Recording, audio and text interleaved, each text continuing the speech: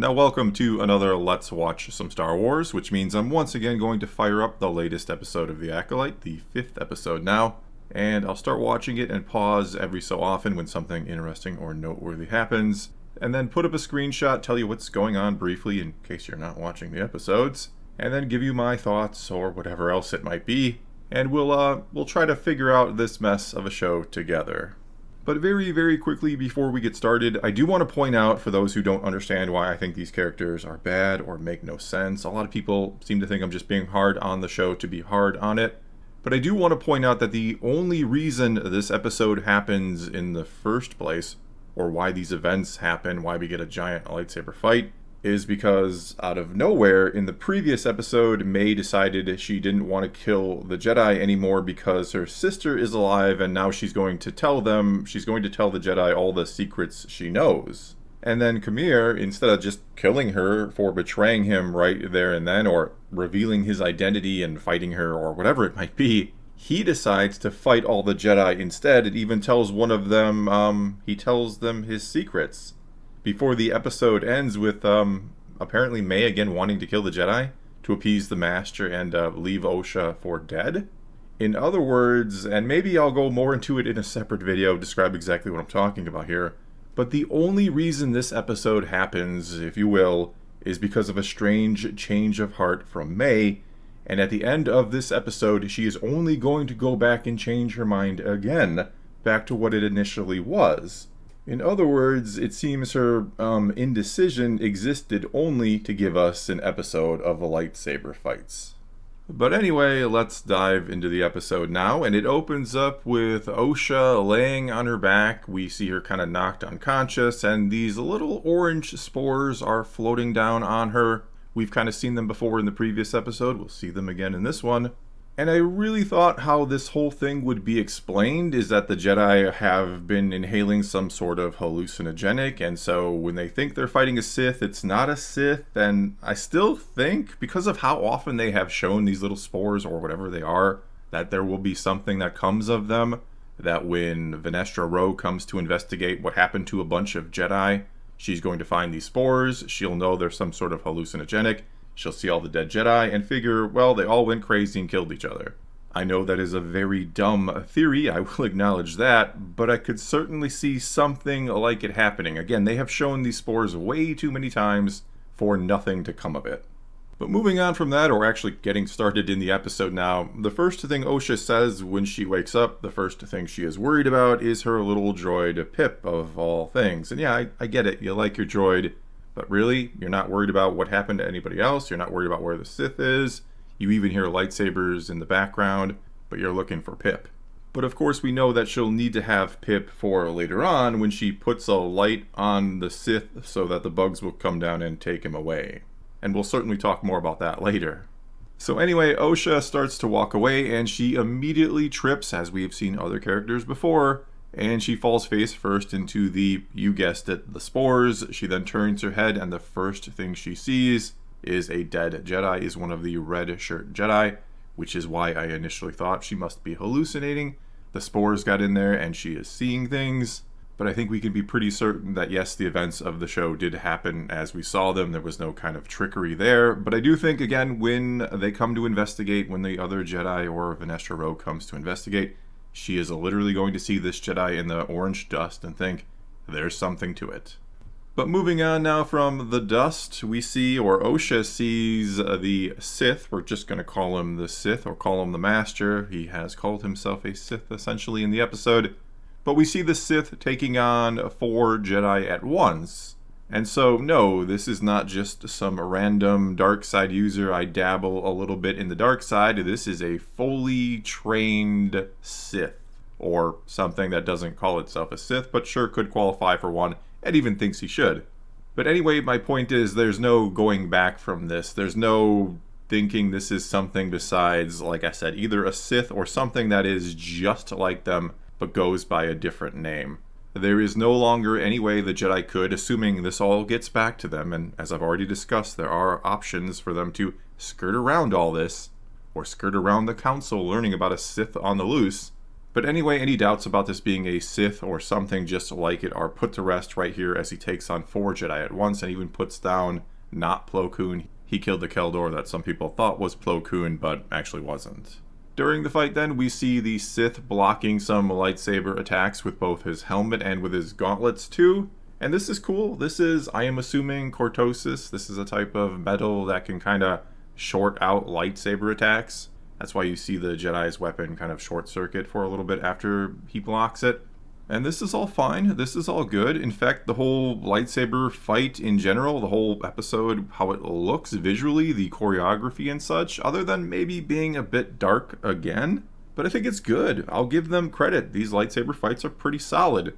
Before the show began, they tried to compare it to Duel of the Fates, and though I don't know that you got anywhere near that level, especially in terms of stakes and emotion behind it, but they look fine. They look really good. I'm okay with this. If Disney plus Star Wars always had lightsaber fights that look this good, I would be happy. So credit where credit is due. So anyway, the fight goes on and Yord gets injured. He gets sliced in the leg and he goes down, which is when the other 2 Jedi, the red shirt Jedi, their lightsabers start working again. They jump into the fray and both get killed. No surprise. They kind of get doubled up and stabbed at the same time, which again is fine, is cool. The lightsaber fights were pretty damn good in this. After that, it looks like the Sith is about to kill Yord, who again, he is down with a wounded leg.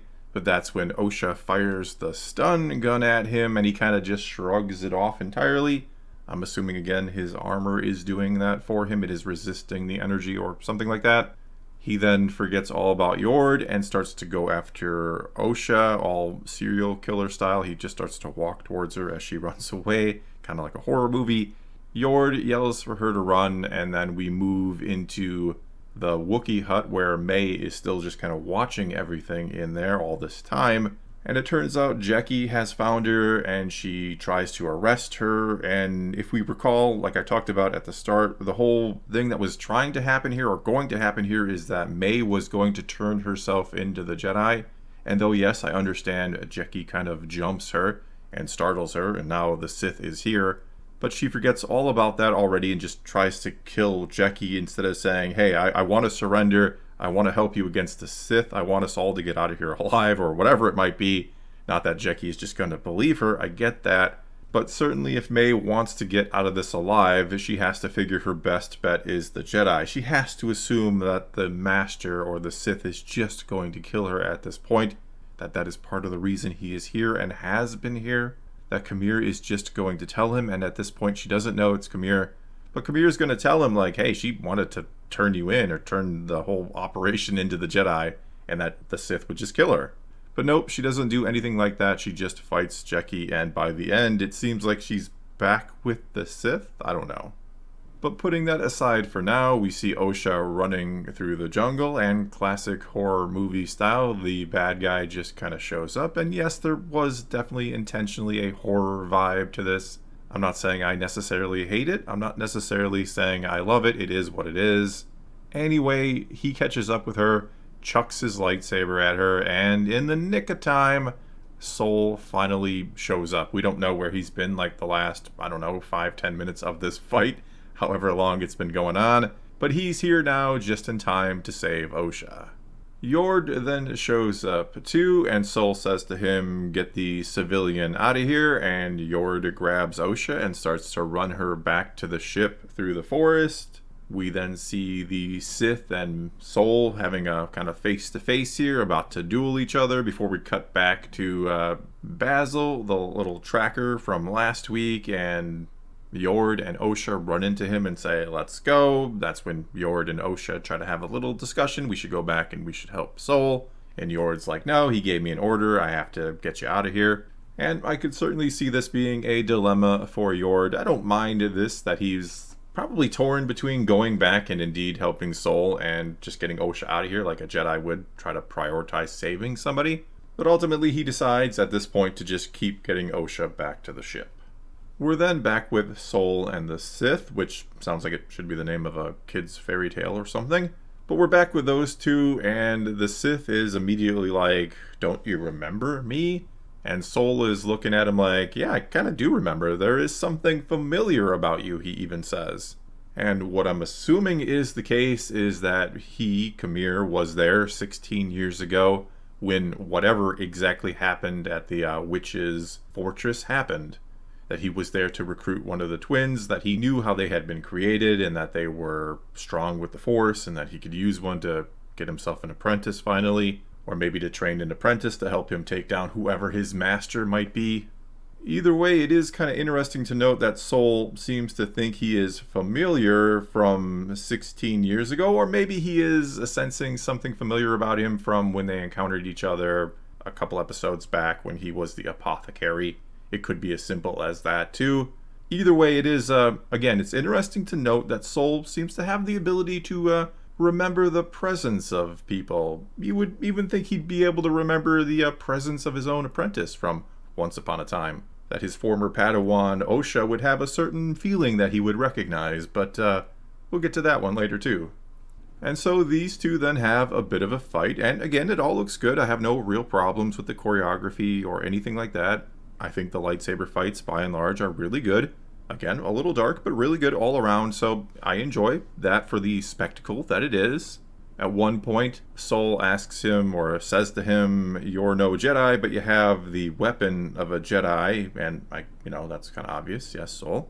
Sol then says that you trained May and that you should show your face, but the Sith is like, "Why should I do that? Why should I let you read my mind?" Because I guess the Cortosis helmet is a Magneto helmet as well. It keeps the bad thoughts out, or people trying to probe his thoughts out. Sol then asks what kind of master hides his face from his student, and the Sith then responds like, "You tell me what kind of master would do that, wink," because he clearly knows something shady about Sol that we've had hinted at already in the last few episodes. Something happened that night 16 years ago that Sol has done that was a bit underhanded, or he is responsible, or who knows what else. But it does seem that either May told him, or he was there all those years ago. Whatever it is, Sol gets a little angry and then strikes out at him again. Eventually then the Sith kind of knocks him away and just disappears. He's got better things to do, I guess. We're then back with Osha and Yord, and Osha's like, "What is that thing? Do you know what it is?" And Yord's like, "Nah, it doesn't fight like it's supposed to, though. It doesn't follow any normal rules of combat." He then goes on to say it can get in your head and stay there, and Osha's like, "My mother used to be able to do something like that, even to Jedi." And this is either kind of meant to make us think maybe that this is her mother, which I don't really think anybody would fall for that at this point. It doesn't seem to be her at all. It does seem to be Kamir if you're paying any attention to the way they look. But it could instead be trying to imply that Kamir was trained by her mother, that her mother is the Sith master all along, or was, and that she was somehow killed all those years ago kind of randomly, because we did see her dead at that point. But that is, I think, one of the implications here, or at the very least, that he has received some training from her, from Osha's mother, from Mother Anastasia. I don't know exactly where this is going, but it does seem to imply a connection between those two. Again, it does seem to imply that Kamir was there all those years ago and knows some big secret. We're then back with Jecki and May has a knife to her throat. Looks like she's about to kill her, but Jecki manages to flip the tables, kind of literally, and flips her down into the orange spores yet again.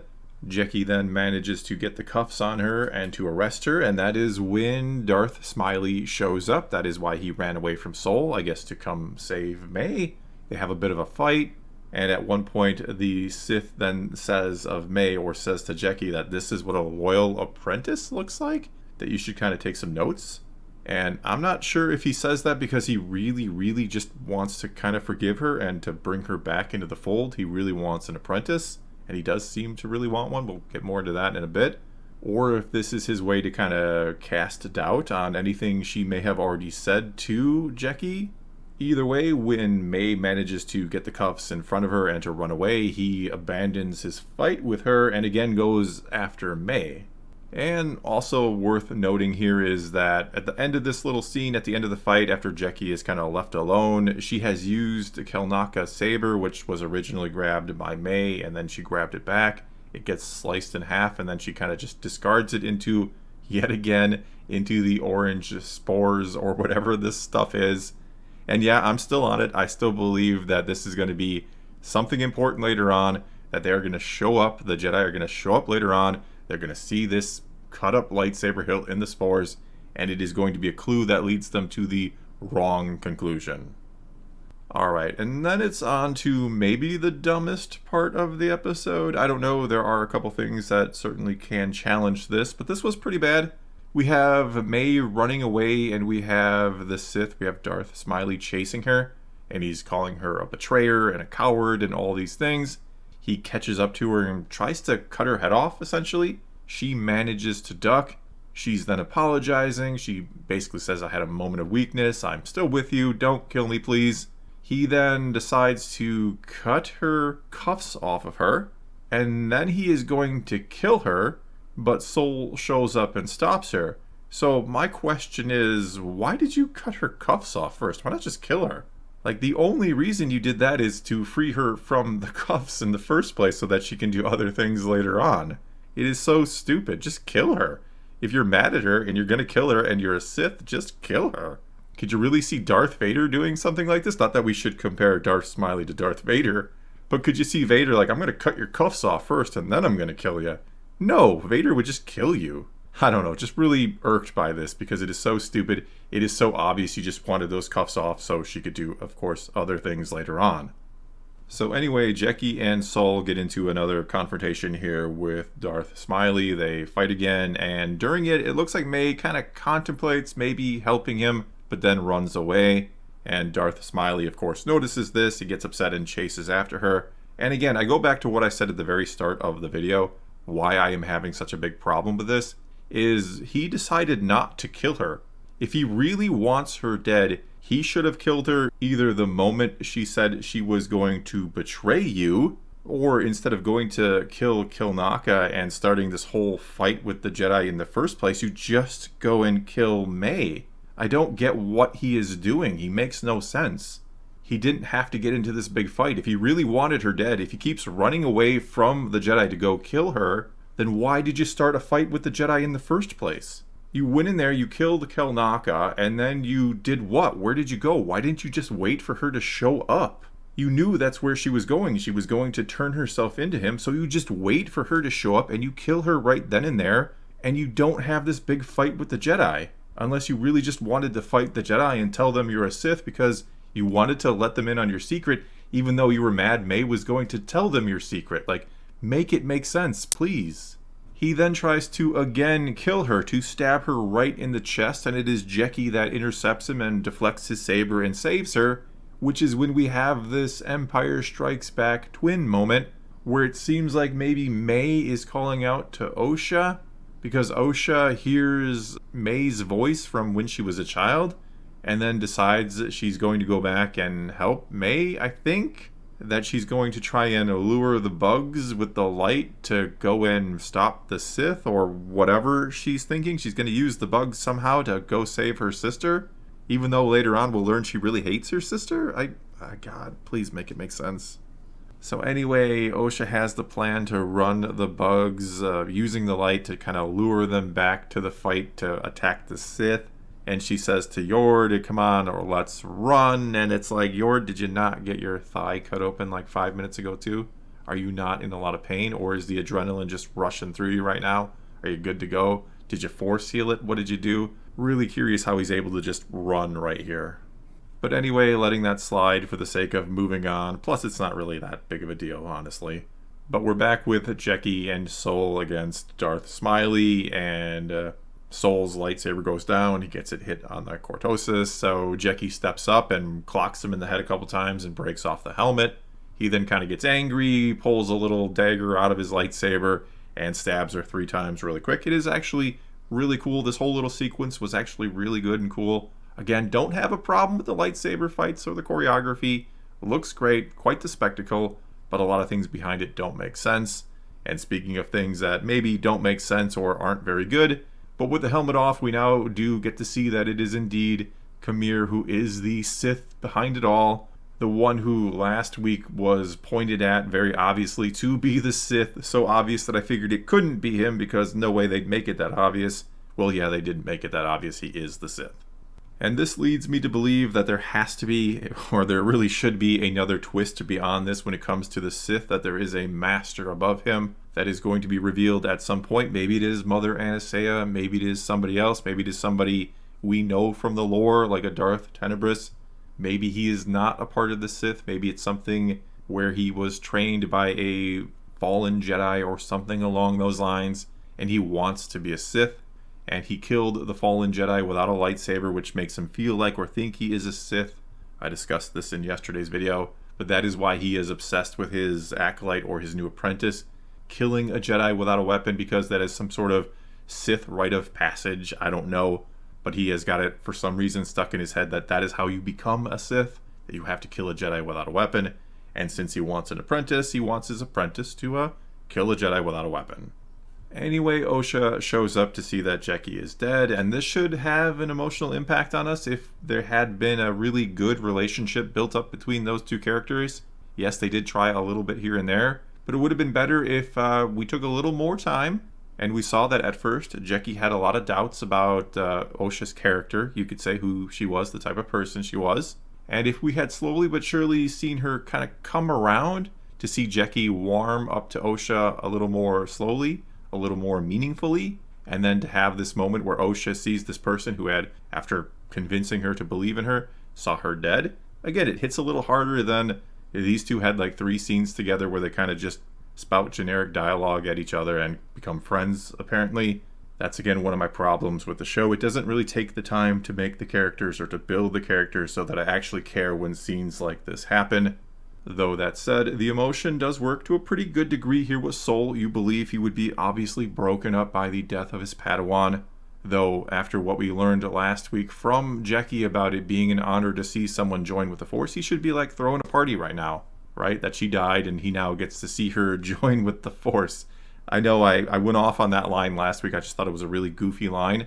Not that the Jedi can't find comfort in knowing that someone will die and move on and join the Force, but the way it was worded was just really, really silly. But moving on, Soul says Jeki's name, and then Kamir is like, was that its name? And it's trying to be an antagonistic line. I think they could have done better with this line. I think it was another example of kind of poor dialogue. I don't think it's the worst thing. He's, again, obviously trying to antagonize him, but it just kind of sounded really strange. I don't know. Either way, Soul is like, you murdered a child, and he's like, well, dude, you brought her here. Which is an interesting point. This is one of the few times I'm like, well, okay, you're touching on something that is interesting about the Jedi. I'm not saying we should always paint the Jedi in a perfect light. Sometimes we should call into question their practices, and they do drag along essentially teenagers into very dangerous and hostile situations. It goes to the Clone Wars, right? How the Jedi brought their Padawans to a literal war. They brought teenagers, sometimes 12, 13, 14 years old, into a war. So, interesting point. Problem is, this interesting point is followed up by more stupidity. Because Kamir has another chance to simply kill May but doesn't take it, he decides to do a bit of villain monologuing instead. And then he takes her hostage, in a sense, and then we have Soul try to strike him from behind. And Kamir is like, wow, you're some Jedi that you would attack me from behind. As if a Jedi would never ever do something like that, despite the fact you're threatening the life of another person. You have killed other people already. You are clearly a Sith of some kind, and as we know from Obi-Wan, a Jedi will do what they must when encountering a Sith or someone who uses the dark side like this. It's also not like you're some kind of unarmed prisoner. We can't like compare this to Dooku or anything in Revenge of the Sith, when he was literally an unarmed prisoner and Anakin killed him. This is a whole other scenario, and I get that it could just be him trying to make a point about the Jedi, trying to get under his skin, but it doesn't make any sense. Of course Soul is going to try to strike you down, even if your back is turned. He is trying to protect someone else. He's trying to save someone else's life.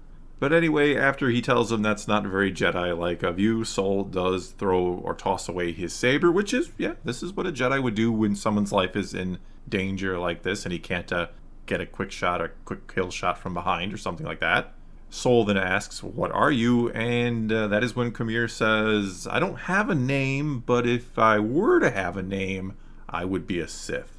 Soul then asks him, why risk discovery? And he's like, well, I was wearing a helmet. But that didn't really answer the question. You didn't have to attack everybody, which is the point I was trying to make before. You could simply have killed May and moved along, or killed May and Kelnaka and moved along. But you didn't. You chose to engage them and to eventually get unmasked. Soul then is like, well, what exactly do you even want? And he's like, well, I just want like freedom. I don't want the Jedi telling me what I can and cannot do, or how I can or can't use my power. Which, sure, that is something a Sith would want, right? They don't want the Jedi around. They want to run free and do whatever they want. I get that. That's not a terrible explanation per se. But then he's like, and I want a pupil too. And he seems to really want one. He seems to just want one for the sake of having one. And why Sith even take apprentices in the first place isn't because they just want to have one because they want some company. That's kind of the opposite of the Sith. They fear those getting too close to them because they can take advantage of them or kill them or whatever it might be. They don't trust anybody, essentially. And so it's really strange to kind of hear him say, yeah, I just want a student. I just want to train somebody. When in reality, why they take them on is to use them. That is the only reason. A master Sith and apprentice walk this kind of fine line between getting as much use as you can out of an apprentice before you have to kill them and get a new one because they're getting too powerful and might take on an apprentice of their own and kill you. And then the apprentice also has to walk this kind of delicate line of being useful enough to the master, learning as much from them as they can without kind of learning too much before they're ready and that they get killed by the master who thinks they're learning too much. Well, you get where I'm going with this. It is kind of this dance between the master and apprentice. There is no trust. It is two people just trying to use each other. He then goes on to say that since May has exposed him, that he now has to kill all the Jedi, even though it wasn't May that exposed him. He did that himself. He could have just killed May and avoided all of this. He could have kept his secret. He could have gone about living his life free of the rule of the Jedi. It's at this point then that Yord shows up and attacks Kumir and is like, hey, it's you. And Kumir's like, surprise. And then he just snaps his neck and that's the end of Yord. May takes this opportunity to once again try and escape, but Osha is there. She pulls out her stun gun, shoots this time, and unlike in the previous episodes, or a few episodes back, she actually hits her and stuns her. She then looks back and sees Yord dead, and I guess this is where we're supposed to be sad or something, that Yord has died, and that in a way Osha is very much responsible for that death, that she is the one that said, hey, let's go back and bring the bugs and save everybody. Soul and Kumir then fight some more. This time they just beat each other with their fists, and eventually Soul gets the upper hand, grabs his lightsaber, and is about to kill him, but Osha yells out like, no, Soul, don't do that. And that is when Kumir has the chance to look at Osha and say, you trust him? Again, trying to call into question just what is up with Master Soul. Soul is like, don't trust him, don't listen to him, his mind is twisted by darkness, and, you know, he did just kill a bunch of people, so maybe you should consider that before you believe anything he might say. Kumir then says, I have accepted my darkness, what have you done with yours? Again, trying to call into question Master Soul. Osha then kind of motions upwards towards the trees, into the canopy, where all the bugs are. Soul looks up and kind of figures out what she's implying. That's when he lowers his saber and is like, Jedi do not attack the unarmed. Instead, they just let you be taken away and killed by bug people because there is a difference. And I mean, is there? I guess to a degree. There is a difference between literally killing somebody and allowing them to be killed. But I'm not sure that it matters too much in this situation. But anyway, Soul seems to be okay with Kumir being killed, but not being the one to actually do it. And so then May runs forward and sticks a light on his back, which attracts the bugs. And after he is able to go toe-to-toe with multiple Jedi at once, and after he has shown some impeccable skills, he is unable to get the light off his back, or unable to stop a bunch of bugs from picking him up and carting him away. Immediately then, Osha is like, why did that Sith say bad things about you? As if I just believe it. And he's like, well, I'm going to explain. Give me a chance. And then he gets shot in the back by a stun gun by May, who was stunned for 2 minutes or something? Osha and May then have a nice big long talk, and May is like, everything I've done, I did it for you, for our family. And Osha is like, no, everything you did was for yourself, that you have been the problem all along. May is like, you have been brainwashed by the Jedi. They turned you against me. May then just hugs her and says, "I can help you return to yourself," and Osha returns the hug. May is like, "I love you, don't choose them again." But Osha is like, "No, you're a criminal, I am going to arrest you, it is time for you to pay for your crimes, you have followed a false master." And May is like, "No, it is you who has followed a false master," and starts talking trash about Soul and the Jedi, that being one is a life without purpose, a life without love and family, even though that is not true at all. As I like to remind people that when the bad guys say something in a story, that doesn't make it true. The Jedi are not without love or purpose. That is the exact opposite of the Jedi. Anyway, May is then like, "You know what? Screw this. I'm going to force push you off a little cliff, and then I'm going to leave you for dead and join back up with the Sith. I've changed my mind yet again. I did this all for you out of love, but now I'm just going to leave you for dead." May then cuts her hair to look like Osha and goes to wake up Saul, and he's like, "Where's your sister?" And she's like, "She's gone, don't worry about that." And Saul is like, "Okay, I guess we shouldn't worry about that, or any of the dead bodies in the forest, or about the Sith who got carted away by the big bug creatures and who may not have died," which is another issue I have with letting him be taken away. What if the bugs don't kill him? Which of course they didn't, because we see during this as well that he is alive and well. Anyway, May, who is pretending to be Osha, is just like, "Hey, let's go back to the ship," and so they go back to the ship. Apparently Soul doesn't sense that this isn't Osha, that it is May, and I know some will argue that, well, he is playing along, and as I tried to explain in yesterday's video, there is no reason for him to play along. He stands to gain nothing from playing along with this. May does not have any information that he doesn't know. It's not like he is going to be able to figure out anything if he just plays along and eventually, arrests her? Or what is he going to do? How is he eventually going to get the information out of her anyway if she had information to give? There is no reason to not just immediately arrest her and be like, "Hey, where is Osha?"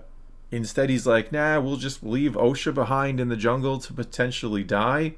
But actually, we have to leave her behind because it turns out we now need her to be found by the Sith, to be found by Khmer.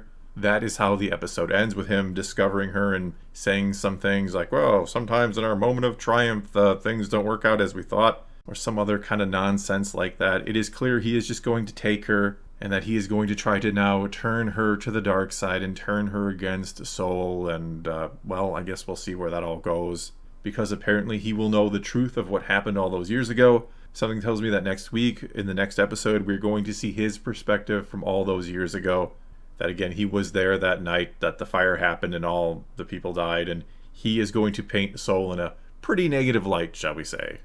And so that is it. That is this episode. It has some pretty looking lightsaber fights, but it has a lot of nonsensical character decisions underneath them. It only exists in the first place, as I said at the top, because of a really strange decision made by May, one that she goes back on at the end. She decides, at least I think this is why she's pretending to be Osha, she decides she wants to kill the Jedi again. She is almost certainly going to try and kill Soul without a lightsaber to fulfill her master's wishes and to get back in his good graces. But of course, it's probably not going to work because Soul is going to realize she doesn't have that tattoo that we saw a few episodes back, that this isn't Osha. He is going to stop her just in the nick of time. And I don't know, maybe he turns her back to the light side, all the while Khmer is turning Osha to the dark side, and we'll have some kind of weird light and dark fight at the end. Or they'll all realize, you know what, we just got to be in the middle somewhere, we got to be in the gray. Both the Jedi and the Sith ways are wrong, and that gray is the way.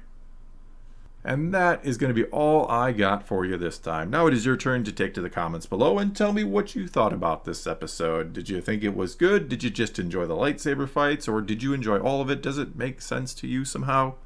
Whatever the case may be, leave those comments below. Let's talk some Star Wars. And until next time, thanks for watching.